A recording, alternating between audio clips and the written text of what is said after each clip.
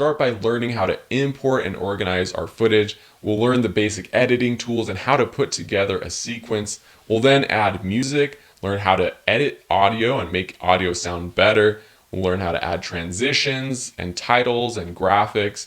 And finally, once we have a polished piece, we'll learn how to export it, specifically exporting HD files for web.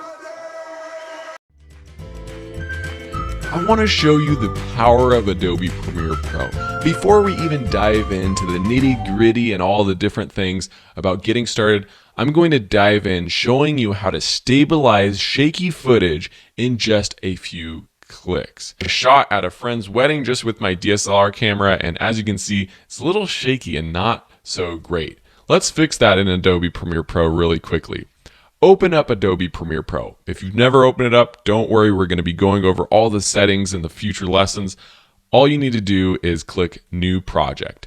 Type in a name for your project. I'm going to call it Shaky. Click OK. Adobe Premiere Pro will open up and your windows might not look the same as mine. That's okay. We're going to learn how to adjust all the windows in a future lesson. But all you have to do right now is look for the project panel called Project Shaky, and it says Import Media to Start in this window. Double click right in there and it will open up a little window where you can find the bride and groom shaky footage that you just downloaded. Click Import, and that's going to bring this video clip into your project window. Let's add this to a new timeline, or basically a new video sequence.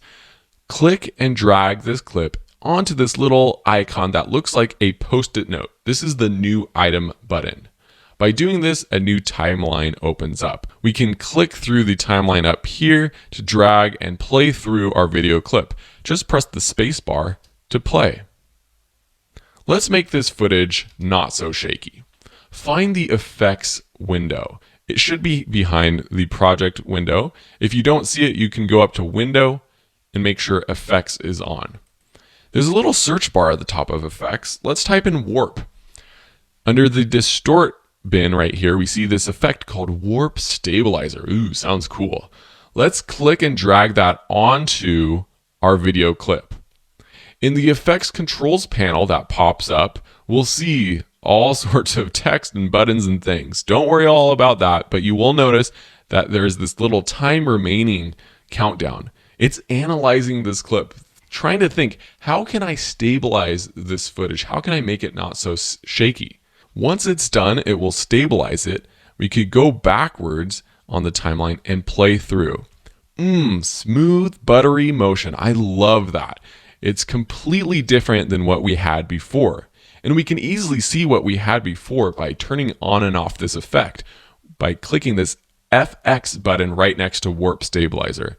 Play through it without the effect on, turn that on, and play through it with the smooth, buttery Warp Stabilizer on. We can even take this a step further, changing the result from smooth motion to no motion. Just click that little drop down and choose no motion. It's going to restabilize, and it probably will have to crop in a little bit so that it can make sure that there's no motion. And when we play through this, look at that. That is crazy. Absolutely no motion for this clip. This is just one of the many effects and tricks and tips that I'm going to be teaching you in this class. But let's first take it a step back, and in the following lessons, we're going to learn about starting your new project, the settings you want to choose, and making sure we're all set up for success with the right panels and understanding the layout of the program. Thank you so much for watching, and we'll see you in the next lesson.